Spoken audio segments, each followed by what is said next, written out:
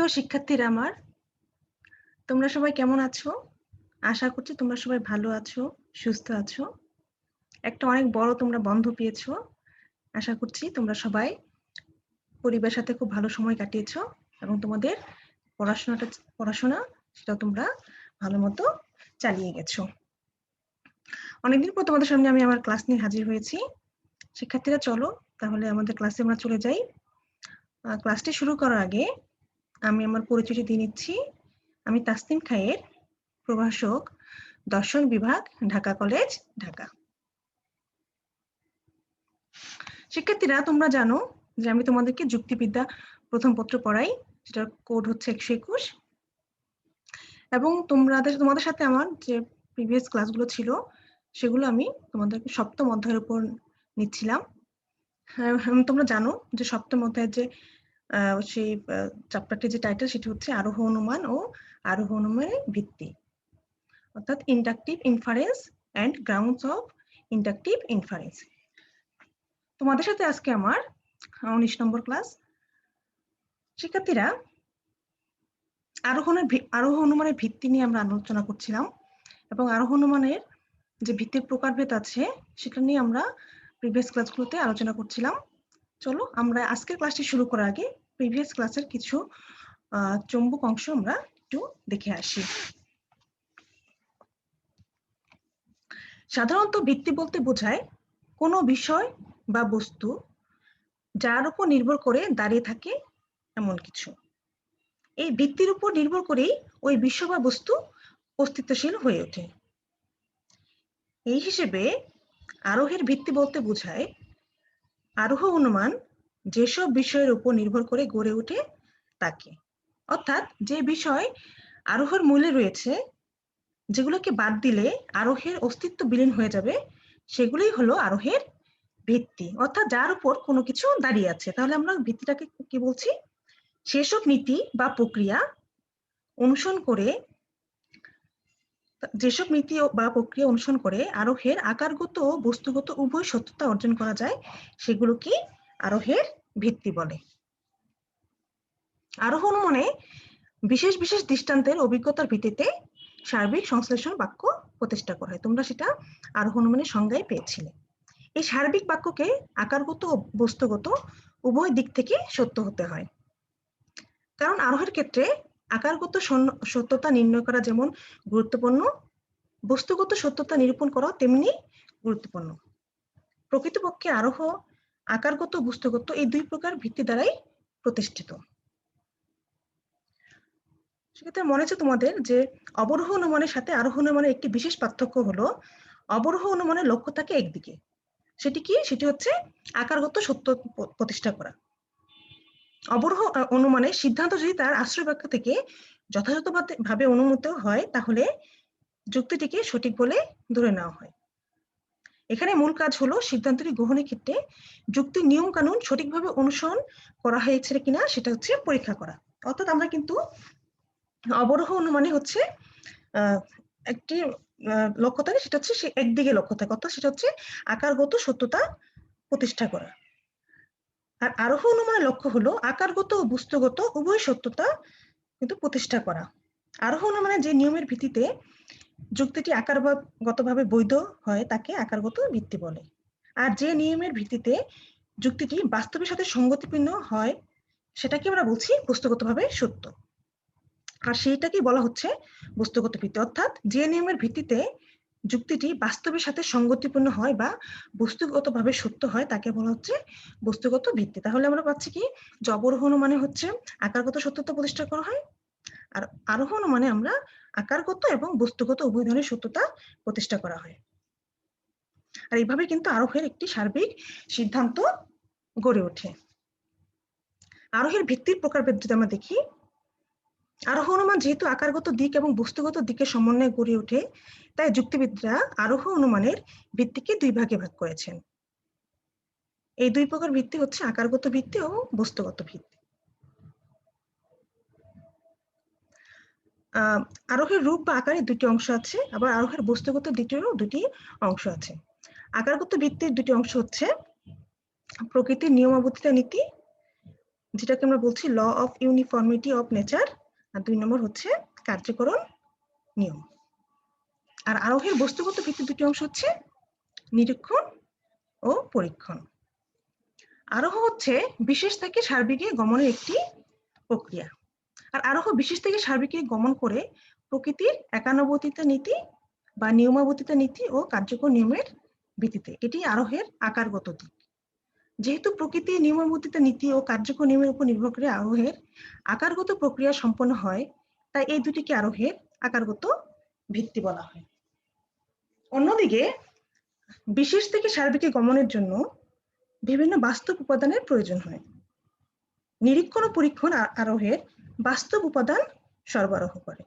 যেহেতু নিরীক্ষণ ও পরীক্ষণ আরোহের বস্তুগত বা বাস্তব উপাদান সরবরাহ করে, তাই এই দুটিকে আরোহের বস্তুগত ভিত্তি বলা হয়। তাহলে আমরা কি পাচ্ছি? আরোহের ভিত্তিকে আমরা দুই ভাগে পাচ্ছি, একটা হচ্ছে আকারগত ভিত্তি আর একটা হচ্ছে বস্তুগত ভিত্তি। আকারগত ভিত্তির মধ্যে আমরা পাচ্ছি যেটাকে বলা হচ্ছে ফর্মাল গ্রাউন্ডস, সেটার মধ্যে আমরা পাচ্ছি হচ্ছে প্রকৃতির নিয়মাবর্তিতা নীতি এবং কার্যকর নিয়ম। আর বস্তুগত ভিত্তির মধ্যে পাচ্ছি পরীক্ষণ এবং নিরীক্ষণ। তাহলে আমরা বলছি যে পরীক্ষণ এবং নিরীক্ষণ আরোহের বস্তুগত বা বাস্তব উপাদান সরবরাহ করে, তাই এই দুটিকে আরোহের বস্তুগত ভিত্তি বলা হয়। এই দুই প্রকার ভিত্তির সমন্বয়ে, অর্থাৎ প্রকৃতির নিয়মাবর্তিতা নীতি, কার্যকর নিয়ম, নিরীক্ষণ ও পরীক্ষণ, এই 4টি বিষয়ের সমন্বয়ে আসলে গড়ে ওঠে আরোহ। তাহলে কিন্তু আমরা আরোহের ভিত্তি এবং প্রকার সম্পর্কে কিন্তু একটু সংক্ষিপ্তভাবে জেনে নিলাম।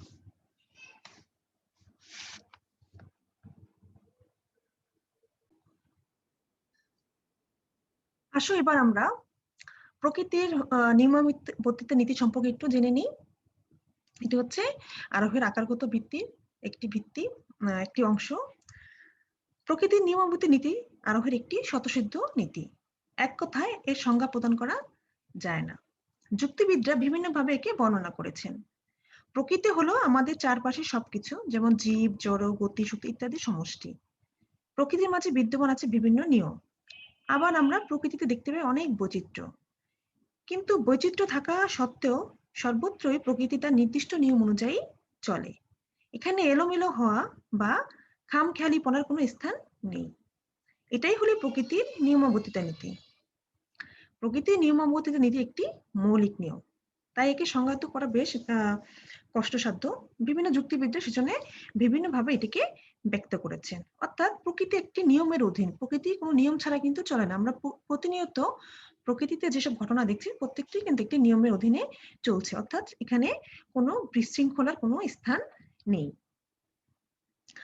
প্রকৃতির নিয়মাবর্তিতা নীতির বর্ণনাকে সদর্থক বা নয়াত্মক দুই দিক থেকেই প্রকাশ করা যায়। যদি আমরা সদর্থক দিক থেকে দেখি, যে প্রকৃতি হচ্ছে নিয়মের উপাসক।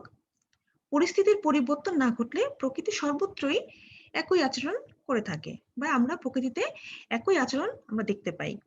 প্রকৃতির রাজ্য একতার নির্দেশক। প্রকৃতিতে অবর্তমান বর্তমানের সদৃশ। প্রকৃতি ইতিহাসের অনুসারী। প্রকৃতির বিভিন্ন স্থানে একই ফল পাওয়া যায়। প্রকৃতিতে একই নিয়ম একই কার্য ঘটায়। প্রকৃতি সর্বত্রই শৃঙ্খলা অনুযায়ী পরিচালিত। প্রকৃতি নিজেকে পুনরায় উল্লেখ করে। প্রকৃতিতে ঘটনাসমূহ সমান্তরালভাবে ঘটে থাকে। এভাবে বিভিন্ন প্রকার সদর্থক বক্তব্যের মাধ্যমে প্রকৃতির নিয়মাবর্তিতা নীতিকে আমরা প্রকাশ করতে পারি। প্রকৃতি সবই নিয়ম দ্বারা নিয়ন্ত্রিত ও পরিচালিত। যেমন ধরো যে গতকালের অনুসরণ করে আজ সূর্য উঠেছে এবং আগামীকালও সূর্য উঠবে। আজ পানির তৃষ্ণা নিবারণ করেছে, আগামীতেও পানি তৃষ্ণা নিবারণ করবে। যদি সকল অবস্থা বা প্রেক্ষিত একই থাকে, তাহলে আজ যা হচ্ছে ভবিষ্যতে তাই হবে। অর্থাৎ প্রকৃতি একটি নিয়মের অধীনে চলে, সেটাকে আমরা বলছি আসলে প্রকৃতির নিয়মাবর্তিতা নীতি। এটি হচ্ছে আরোহের আকারগত ভিত্তির একটি অংশ। আর নৈতিক দিক থেকেও প্রকৃতির নিয়মাবর্তিতা নীতিকে প্রকাশ করা হয়। প্রকৃতির নিয়মাবর্তিতা নীতির নৈতিক প্রকাশ হলো, প্রকৃতিতে খামখেয়ালি পড়ার কোনো স্থান নেই। প্রকৃতি কোনো জায়গায় যা ঘটছে অন্য জায়গায় তার ব্যতিক্রম ঘটতে পারে না। প্রকৃতিতে একই কারণ ভিন্ন ভিন্ন ফল কিন্তু প্রদান করে না। একটি কারণের সেই একই কার্য হয়ে থাকে। প্রকৃতি অভিন্ন অবস্থায় ভিন্ন রূপ আচরণ করে না। প্রকৃতির নিয়ম সমূহ অনির্দিষ্ট নয়। নৈতিকভাবে প্রকৃতির নিয়মাবর্তিতা নীতি থেকে যেভাবে প্রকাশ করা হোক না কেন, তাই এই নীতি স্বরূপকেই তুলে ধরে। প্রকৃতির মাঝে রয়েছে এক ঐক্য। প্রকৃতিতে অভিন্ন অবস্থায় অভিন্ন ঘটনা ঘটে। যে অবস্থায় কোনো কিছু সত্য হয়, একই অবস্থায় সমজাতীয় সবকিছুই সত্য হবে, অর্থাৎ সেটাই অভিন্ন অবস্থায় অভিন্ন ঘটনা প্রকৃতিতে ঘটে থাকে। যেমন আজ যদি ঠান্ডা বাতাস মানব মনে প্রশান্তি এনে দেয়, তাহলে ভবিষ্যতেও ঠান্ডা বাতাস মানব মনে প্রশান্তি এনে দেবে। আজ যে অবস্থায় মেঘ জমে বৃষ্টি হচ্ছে, আগামীকালও একই অবস্থায় মেঘ জমে বৃষ্টি হবে। শিক্ষার্থীরা, প্রিভিয়াস ক্লাসে আমরা কিন্তু প্রকৃতির নিয়মাবতী নীতি সম্পর্কিত যে মিলের বক্তব্য, কার্ভেট রিডের বক্তব্য, বেনের সংজ্ঞা ইত্যাদি নিয়ে কিন্তু আমরা আলোচনা করেছিলাম। সেজন্য আজকে ক্লাসে এগুলো নিয়ে আলোচনা করছি না। তবে আমরা যুক্তিবিদ ওয়েলটনের মতামত একটু দেখতে পারি। তার মতে প্রকৃতি হচ্ছে এক অখণ্ড সমষ্টি। এর বিভিন্ন বিভাগের ঘটনাবলী ভিন্ন ভিন্ন নিয়মের মাধ্যমে নয়, বরং একটি মাত্র সার্বিক নিয়মের মাধ্যমে পরিচালিত। আর সেটি হচ্ছে প্রকৃতির নিয়মাবর্তিতা নীতি। আর তাই তিনি প্রকৃতির নিয়মাবর্তিতা প্রকৃতির ঐক্য নামেও অভিহিত করেছেন। তার মতে প্রকৃতির ঐক্য বলতে আমরা বুঝি না যে বিশ্ব প্রকৃতি একটি অপরিবর্তনীয় সমষ্টি, বরং এর দ্বারা আমরা বুঝি যে প্রকৃতি হচ্ছে একটি শৃঙ্খলাবদ্ধ সত্তা, যা তার অংশসমূহের অন্তহীন পরিবর্তনের মধ্যে দিয়েও সমগ্র হিসেবে নিজেকে অপরিবর্তিত রাখে। অর্থাৎ একটি নিয়মের মধ্যে প্রকৃতিতে অনেক ধরনের বৈচিত্র্য আছে, কিন্তু একটি নিয়মের অধীনে তারা সর্বত্র কাজ করে যাচ্ছে। তাহলে আমরা বলতে পারছি যে প্রকৃতি হচ্ছে একটি নিয়মের রাজত্ব, এখানে সবকিছু নিয়ম কানুন অনুসারে ঘটে। প্রকৃতি হচ্ছে বৈচিত্র্যের মধ্যে একানুরূপ, বিভেদের মধ্যে হচ্ছে ঐক্য। প্রকৃতি একটি বিশৃঙ্খলা নয়, বরং একটি শৃঙ্খলা। ঠিক আছে শিক্ষার্থীরা, চলো আমরা এখন কার্যকর নীতির অর্থ ও প্রকৃতি দেখিনি। এটাও আরোহের একটি অন্যতম আকারগত ভিত্তির একটা অংশ। কার্যকর নীতির অর্থ হলো প্রতিটি ঘটনারই একটি কারণ আছে, অর্থাৎ প্রতিটি ঘটনায় কোনো একটি কারণ থেকে উদ্ভূত। বিনা কারণে কোনো কার্যই ঘটতে পারে না। শিক্ষার্থীরা, এটা তো আমরা জানি যে আমরা কিন্তু কোনো কারণ ছাড়া কোনো কাজ হয় না, তাই না? প্রত্যেকটা কাজের পিছনে আমরা কিন্তু একটা কারণ পাই। নিছক শূন্য থেকে কোনো ঘটনাই ঘটতে পারে না। শূন্য থেকে শুধু শূন্যই আসে, শূন্য থেকে কোনো কিছু আসে না। অর্থাৎ যেখানে কোনো কারণই ঘটেনি সেখানে কোনো কার্য ঘটতে পারে না। আর যেখানে কোনো কার্য ঘটেছে সেখানে অবশ্যই কোনো কারণ ঘটেছে। একটি কার্য ঘটেছে অথচ সেখানে কোনো কারণই ছিল না, এ কথা কিন্তু ভাবা যায় না। কারণ ও কার্যের মধ্যে একটি অনিবার্য সম্পর্ক বিদ্যমান। কারণের মধ্যে এমন একটি শক্তি আছে যা কার্যকে উৎপন্ন করতে বাধ্য করে। যখনই কোনো কারণ সংঘটিত হয় তখনই তা থেকে কোনো একটি কার্যেরও কিন্তু উদ্ভব ঘটে। যেমন ধরো যে কোনো একটি লোকের মৃত্যু ঘটলো, এই মৃত্যু বিনা কারণে ঘটতে পারে না, নিশ্চয়ই এর একটা কারণ আছে। অনুসন্ধান করে দেখা গেল যে লোকটি বিষপান করেছে এবং বিষের ক্রিয়া তার মৃত্যু হয়েছে, সুতরাং বিষপান হচ্ছে মৃত্যুর কারণ। শিক্ষার্থীরা, আমরা যখন আমাদের সামনে কোনো ঘটনা ঘটে তখনই কিন্তু আমরা এর পিছনে কারণটা কি সেটা কিন্তু জিজ্ঞেস করি, সবাইকে জিজ্ঞেস করতে থাকে যে এর পিছনে কারণটা কি। তার মানে কি, প্রত্যেকটা ঘটনার কার্যের পিছনে একটি কারণ রয়েছে। কারণের প্রকৃতির উপরে নির্ভর করে কার্যের প্রকৃতি, অর্থাৎ কারণ যেরূপ হবে তার কার্য সেরূপ হবে। কারণ বড় হলে তার কার্য বড় হবে, আর যদি কারণ ছোট হয় তার কার্য কিন্তু ছোট হবে। যেমন যদি তোমাকে হালকাভাবে একটু ব্যথা দেওয়া হয়, তাহলে তোমার কার্যটা হালকাভাবে কোনো তোমাকে মানে আঘাত করা হয়, তাহলে তোমার যে ব্যথাটা সেটা কিন্তু হালকা হবে। আবার যদি তুমি কোনো বড় কোনো আঘাত পাও, তোমার কিন্তু ব্যথাটাও সেভাবে বড় হবে। তার মানে কারণ যেরূপ হবে কার্য সেরূপ হবে।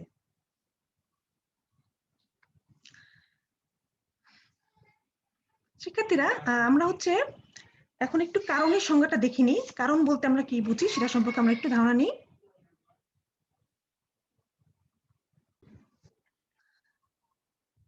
শিক্ষার্থীরা, আমরা যখন যেহেতু কার্যকর নীতি সম্পর্কে পড়ছি, তাহলে আমরা একটু কারণের সংজ্ঞাটা দেখিনি। সেটি হচ্ছে সাধারণ অর্থে যার দ্বারা কোনো ঘটনা ঘটে তাকে কারণ বলে। এ জগৎ গতিশীল এবং এর মধ্যে বস্তু ও ঘটনা নিয়ত পরিবর্তিত হচ্ছে। এই পরিবর্তন কেন এবং কিভাবে হচ্ছে তার উত্তর খুঁজতে গিয়ে আমরা কারণের অনুসন্ধান পাই। কারণ হলো এমন কিছু যা বস্তুর পরিবর্তন, গতি বা ক্রিয়ার জন্য দায়ী। সাধারণ মানুষের মতে কারণের মধ্যে এমন কোনো শক্তি আছে যার প্রভাবে একটি বস্তু পরিবর্তন হয় বা একটি ঘটনার উৎপত্তি হয়। তাহলে যুক্তিবিদ্যায় কারণ বলতে আমরা এমন একটি ঘটনাকে বুঝি যা কার্য নামক অপর একটি ঘটনার সাথে অনিবার্যভাবে যুক্ত। সময়ের বিবেচনায় কারণ আগে আসে, তাই কারণ পূর্ববর্তী ঘটনা, আর কার্য পরে আসে, তাই কার্য পরবর্তী ঘটনা। যুক্তিবিদ মিল কারণের সংজ্ঞাটি বলেন, যদি কোনো পূর্ববর্তী ঘটনা বা ঘটনাবলীর সংমিশ্রণের পর অন্য একটি ঘটনা অনিবার্যভাবে এবং শর্তহীনভাবে অনুগমন করে, তাহলে পূর্ববর্তী ঘটনাকে কারণ এবং অনুবর্তী বা পরবর্তী ঘটনাকে কার্য বলে। কারণের সংজ্ঞা, একটি সুন্দর সংজ্ঞা আমরা পাই কার্ভেট রিটের কাছ থেকে। তিনি বলেন, গুণের দিক দিয়ে কারণ হলো কার্যের অব্যবহৃত শর্তহীন অপরিবর্তনীয় পূর্ববর্তী ঘটনা, এবং পরিমাণের দিক দিয়ে কারণ হলো কার্যের সমপরিমাণ। শিক্ষার্থীরা, এখানে আমরা যদি এই সংজ্ঞার মধ্যে যদি আমরা বিষয়গুলো দেখি, যে অব্যবহৃত শর্তহীন এবং অপরিবর্তনীয় পূর্ববর্তী ঘটনা, তো এগুলো বলতে তিনি কি বোঝাচ্ছেন এটা আমরা যদি একটু দেখে নিই। যদি আমরা প্রথমে দেখি যে অপরিবর্তনীয় পূর্ববর্তী ঘটনা, কারণ আমরা জানি যে কারণ একটি পূর্ববর্তী ঘটনা, কিন্তু যে কোনো পূর্ববর্তী ঘটনাকে কারণ বলা চলে না।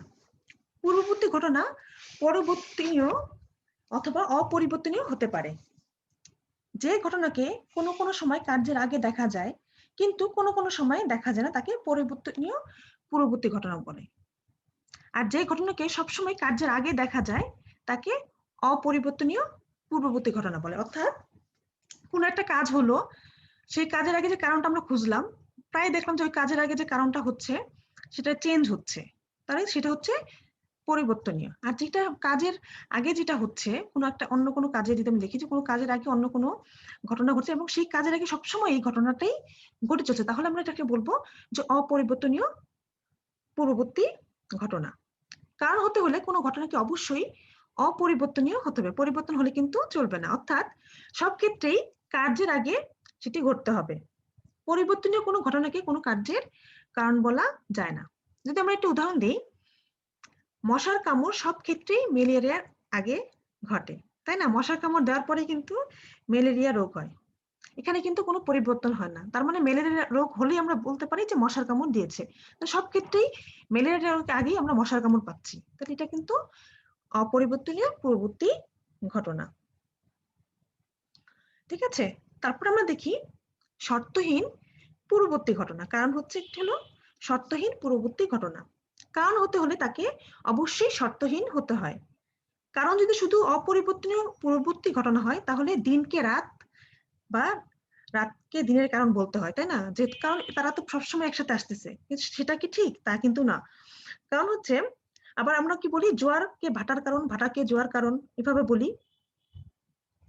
অথবা হচ্ছে বিদ্যুৎকে বজ্র ধ্বনির কারণ বলি, তাই না?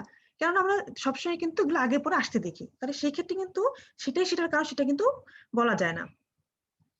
কিন্তু আসলে এদের মধ্যে কিন্তু আসলে কার্যকর সম্পর্ক নেই। কারণ আমরা বলছি কি, দিনের পর রাত আসছে, রাতের পর দিন আসছে, তাহলে এটা তারা কি সেটা দিন কি রাতের কারণ, রাত কি দিনের কারণ? তা কিন্তু নয়, কারণ এদের মধ্যে কোনো কার্যকর সম্পর্ক নেই। দিন রাত পরস্পর অপরিবর্তনীয় ঘটনা, কিন্তু এরা একে অপরের কিন্তু কার্য বা কারণ নয়, কারণ এদের পিছনে একটি শর্ত রয়েছে। এই শর্তটি কি হচ্ছে, যে পৃথিবীর আবর্তন ও তার উপর সূর্য রশ্মির পতন, এটি হচ্ছে দিন এবং রাতের উভয়ের কারণ। ঠিক আছে, কিন্তু দিনকে রাতের কারণ, রাতকে দিনের কারণ এটা বলা যায়। তাদের পিছনে একটা সত্য আছে, সেটা কি? পৃথিবীর আবর্তন ও তার উপর সূর্য রশ্মির পতন।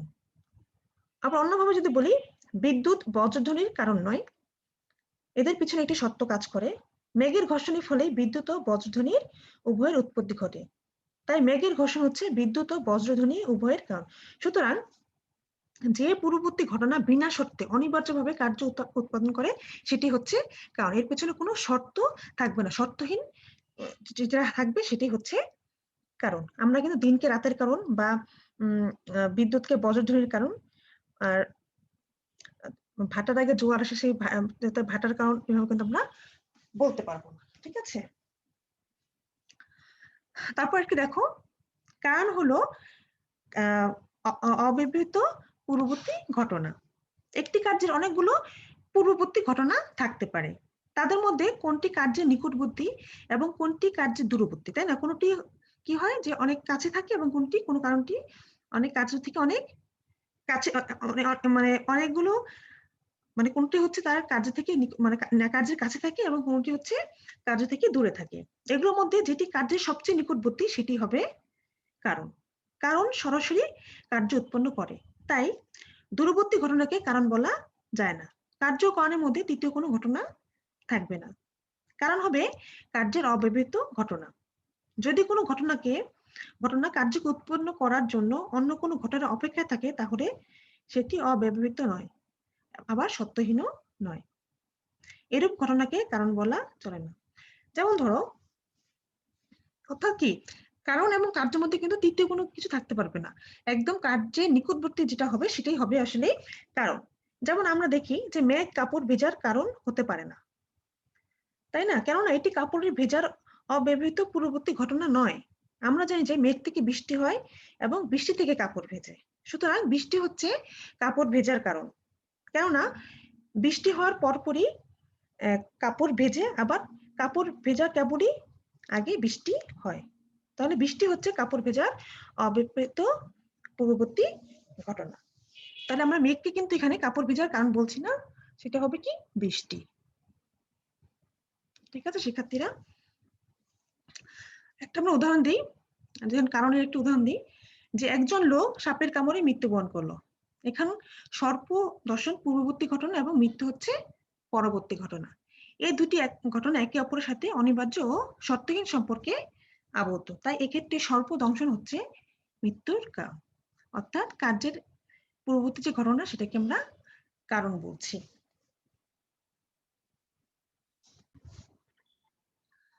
শিক্ষার্থীরা, এখন আসলে আমরা একটু কারণ ও সত্য সম্পর্কে জেনে নিই। কোনো কার্যকে ঘটানোর জন্য যেসব পূর্ববর্তী ঘটনার প্রয়োজন তাদের সমষ্টিকে বলা হচ্ছে কারণ। ঠিক আছে? আর এই সমষ্টির প্রতিটি ঘটনাই প্রত্যক্ষ এবং পরোক্ষভাবে কার্যকে উৎপন্ন করতে সাহায্য করে।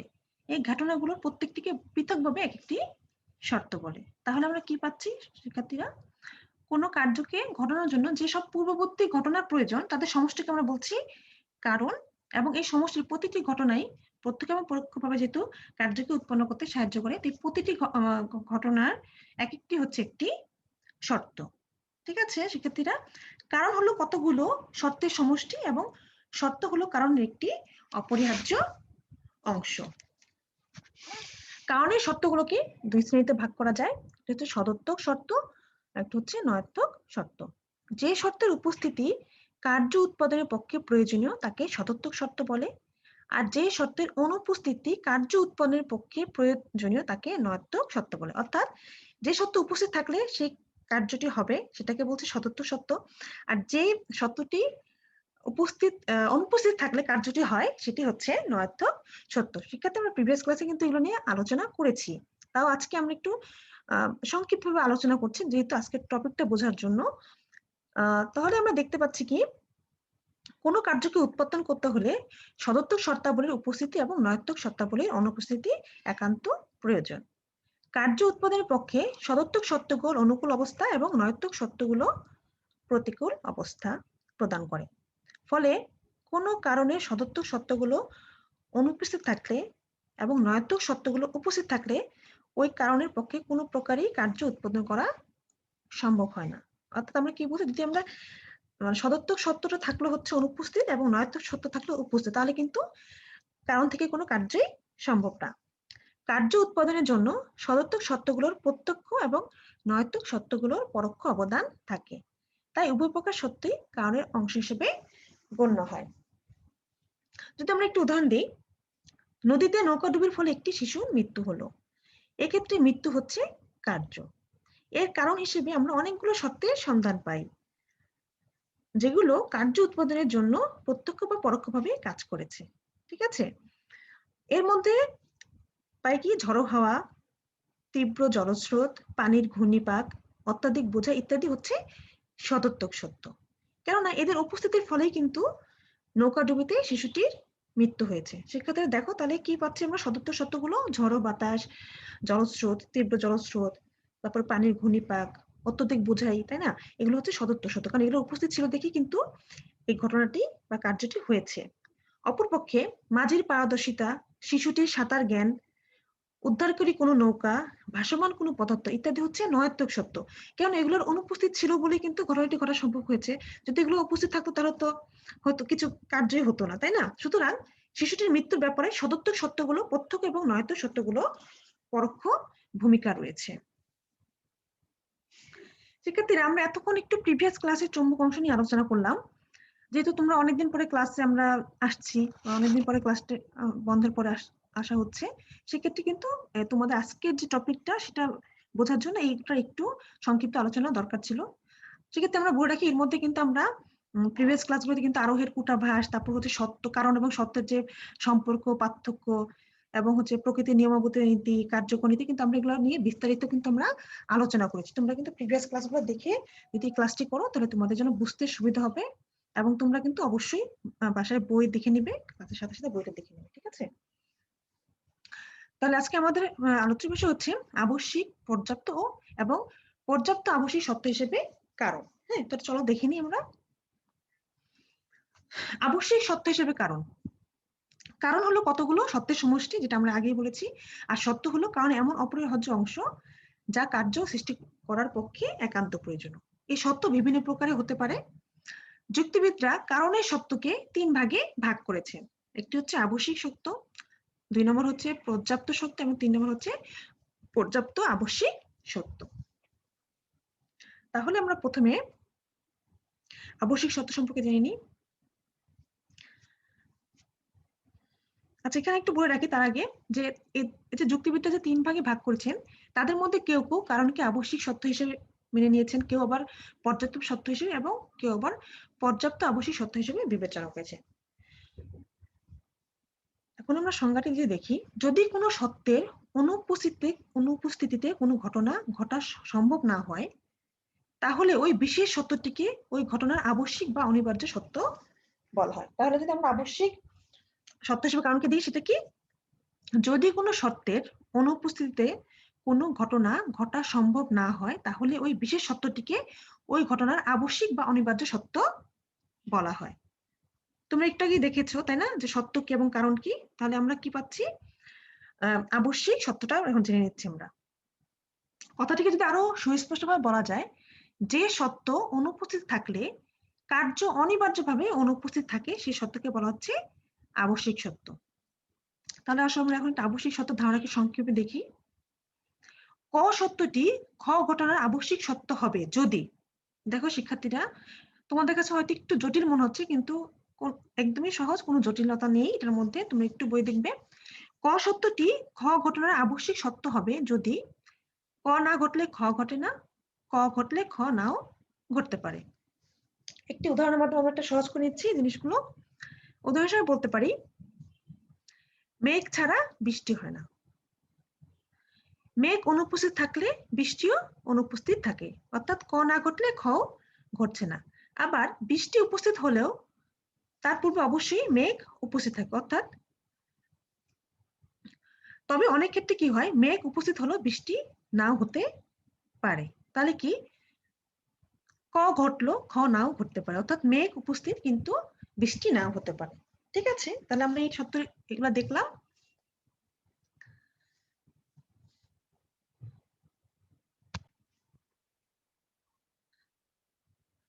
শিক্ষার্থীরা, এক্ষেত্রে কার্য থেকে কারণ অনুমান করা যায়, অর্থাৎ কার্য ঘটেছে জানতে পারলে আমরা বলতে পারি যে কারণও ঘটেছে। যেমন বৃষ্টি হতে দেখছি, সুতরাং আকাশে মেঘ আছে। কিন্তু এক্ষেত্রে কারণ থেকে কার্যে অনুমান করা যায় না, অর্থাৎ কারণ উপস্থিত হলেও কার্য নাও হতে পারে। যেমন আকাশে মেঘ দেখা দিলেও বৃষ্টি হওয়ার কথা আমরা বলতে পারি না, তাই না? সবসময় কিন্তু বৃষ্টি হয় না। তাহলে আমরা কি করছি এখানে? কার্য থেকে কারণ অনুমান করা যায়, কিন্তু কিন্তু কারণ থেকে কার্য অনুমান করা যায় না।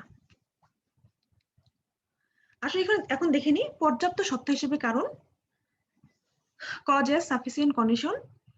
একটি ঘটনার পর্যাপ্ত সত্য হচ্ছে সে সত্য যার উপস্থিতিতে উক্ত ঘটনাটি অবশ্যই ঘটবে। অর্থাৎ এই বক্তব্যের অর্থটি হচ্ছে, যে সত্যের উপস্থিতিতে কোনো ঘটনা অবশ্যই ঘটে, সেই সত্যকে ওই ঘটনার পর্যাপ্ত সত্য বলে। আমি তো অন্যভাবে বলতে পারি, দুটি ঘটনার সম্বন্ধ এমন হয় যে একটি ঘটলেই অপরটি ঘটে, তাহলে প্রথম ঘটনাটি হচ্ছে দ্বিতীয় ঘটনার পর্যাপ্ত সত্য, অর্থাৎ যে সত্যের উপস্থিতিতে কোনো ঘটনা অবশ্যই ঘটে তাই সেই সত্যকে বলা হচ্ছে ওই ঘটনার পর্যাপ্ত সত্য। পর্যাপ্ত সত্য ধারণা করে আমরা নিম্নরূপে প্রকাশ করি। ক সত্যটি খ ঘটনার পর্যাপ্ত সত্য হবে যদি ক ঘটলে খ ঘটে, কিন্তু ক না ঘটলেও খ ঘটতে পারে। আসলে একটু উদাহরণ দিই। বিষপান মৃত্যুর একটি পর্যাপ্ত সত্য, কেননা বিষপান করলে মৃত্যু ঘটে, কিন্তু বিষপানই মৃত্যুর একমাত্র কিন্তু কারণ নয়।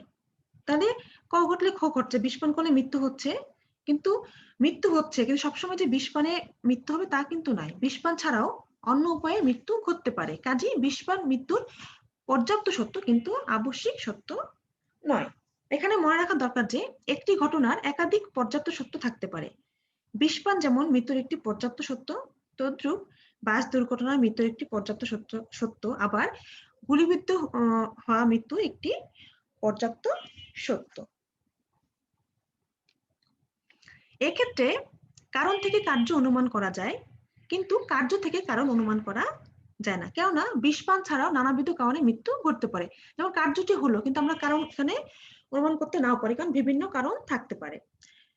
যুক্তিবিদ মিল কারণকে পর্যাপ্ত সত্য হিসেবে বিবেচনা করেছেন।